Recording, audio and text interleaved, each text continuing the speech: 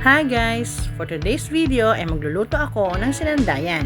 Ito ay isa sa mga kilalang merienda sa summer. Kaya tara, samahan ninyo akong magluto.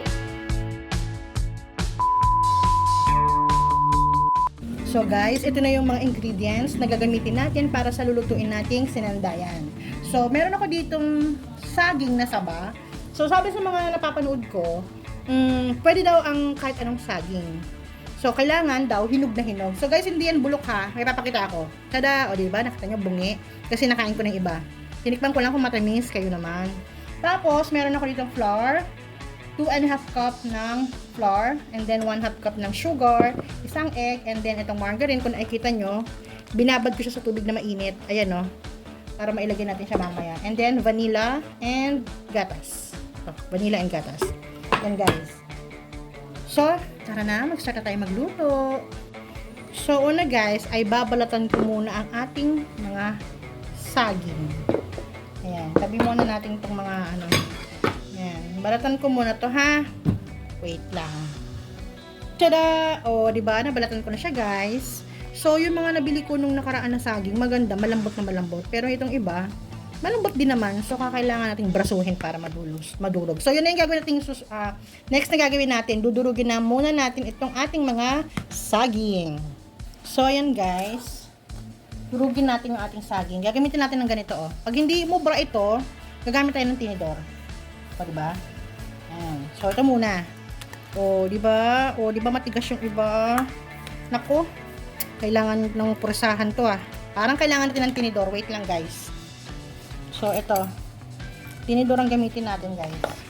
Parang mas ano eh. Kasi yung ibang saging, hinog siya, pero ano eh, matigas. Alam niyo yun? Lamutakin ko kaya. Gamitan ko kaya ng kamay. Pero magagloves ako. Sabi kasi sa mga napanood ko, pwedeng gumamit ng kahit anong saging. Eh, wala akong makitang saging na yung hinog na hinog. Puro yung mga pahinog na lang. Alam niyo yung lakatan, wala naman akong makitang latundan. So, ito yung nakita ko sa palengke. So, tinikman ko naman siya. Matamis siya, guys. Sabi pa nga, pwede daw any kinds of root craft, pwede daw gamitin eh. Meron pa ako napanood, gumamit siya kamote. So, iba-iba talaga yung yung version ng paggagawa nila ng sinandayan. Guys, alam niyo ba yon? Meron yung kamote, napanood ko, kinayod niya ng hilaw. Oh, tapos pala sa flour, guys, meron dapat ang rice flour. Eh, hindi ako nakabili. Kasi yung una ko napanood, flour yung ginamit niya. Eh, kanina nanood ako uli para ko ma-recap ko yung yung procedure. Kailangan ng rice flour. Anyway, pwede naman to dahil flour. So, guys, wait lang ha. Durugin muna natin to ha. Guys, kaya pala sa mga napanood ko, isa lang ang sinabi nila na pare-pareho silang sinasabi. Kailangan yung hinog na hinog o overripe na banana. Kasi nga, dudurugin. So, ito kailangan natin siyang brasuhin para madurog siya ng gusto. Kasi yung mga napanood ko, talagang durog. So, ayan. So, malapit na siya madurog. Sana mabigyan kong hustisya ang paggawa ko ng sinandayan. Ang paboritong merienda ng mga mga kaibigan natin sa summer. Ang mga kaibigan natin, mga waray. So, ayan. O, diba? Malapit na. Pwede na to. Konti na lang. Konti na lang, guys. Balikan natin ulit, ha? So, ayan guys. So, gamitan naman natin ng malaking kutsara. Alam niyo, may napanood ako kanina eh. Binabayo niya. Yung gumagamit siya ng pang gano'n, no? Yung parang panggawa ng, ang tawag to? Ng nilupak. Binabayo niya yung saging. Diyan naman si daddy. Parating na naman si daddy. Diyan na si daddy. Wait nga guys. So, guys, pwede na to. Hindi ko man siya nadurog mabuti.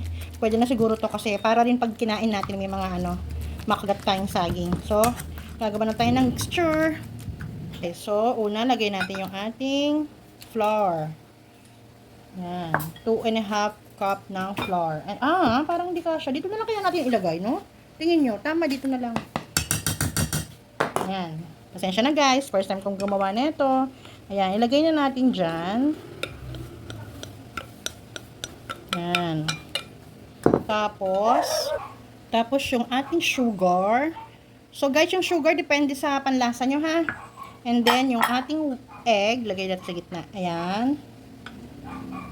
And then, yung ating milk. Yung milk natin isang lata, mga 3/4 cup to. 3/4 cup. Tama ba yung sinabi ko? Kayo na mag-correct guys kung mali. And then, maglagay tayo na itong ating margarine. Pwede rin daw ang butter. So, wala akong butter, kaya bumili ako ng margarine lang. So, ayan. O, di ba? Lusaw na siya. Ganun ang gawin nyo guys, no? Babad nyo sa tubig na mainit. O, ayan, o, di ba? O. And then, 1 tablespoon ng vanilla. O, di ba? Ayan. Kita nyo? O, ayan, o. Ang bango guys. Vanilla pa lang. Tapos, imimix well natin, ha? Ayan. Tapos, hahaluin natin. Ay, kukuha ko ng panghalo ko kaya. No? Ayoko nagdagan ng egg kasi baka maglasang egg, baka maging eggy. Eggy, ang eggy. Yan. So, haluin lang natin, guys. Parang kulang yung milk natin. Pero wait muna, pag mix, combine muna natin yung ano ha. Mixture. Yan. Imamasa natin to. Ayun yung ano saging. Para siyang ano, guys. Alam niyo yung maruya? Parang pero hindi ko sinasabing siya yan ha, kasi iba naman yung sinandayan ng mga kaibigan natin sa Samar, iba naman yung maruya na kilala natin dito, o kung saan man lugar yun, o dito sa Manila or kahit saan, parang gano'n, pero magkaiba. Alam nyo yun? Kasi ang maruya, harina lang naman. Minsan nga, wala ng egg yun, tubig lang, o diba? Pero hindi ba ako nakapagluto nun guys ha? So, kailangan natin siyang masahin ng kamay guys. So, maghuhugas muna ako ng kamay. So, yan guys, masahin na natin to, ha? Ang bango guys, alam niyo yun? Mabango yung mabango yung saging, tapos nilagyan ng vanilla. O, diba? Yan. Guys, mamasahin ko muna ha. Balikan ko kayo. Guys, so, nag-dry ako. Pwede na. Pero hihinaan ko yung apoy. Yan. So, guys, ayan na. Simulan na natin. So, mahirap nga siya magbilog. So, ganyan ang gagawin na. Ay! Hindi siya bilog. Ano ba yan? So, kailangan. Ba't kanina nabilog ko?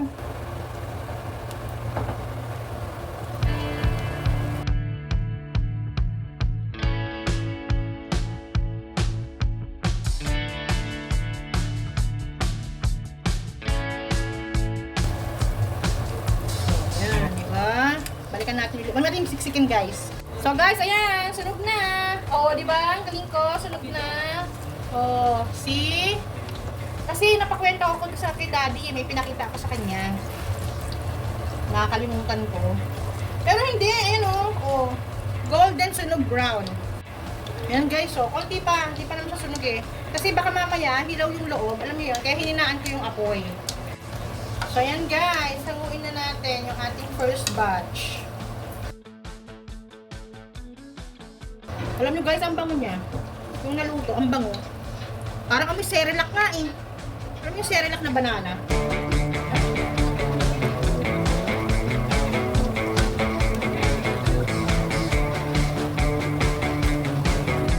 So ayan guys, hanguin na natin yung ating second batch. Marami-rami pa to guys. So, hindi natin maluto lahat to.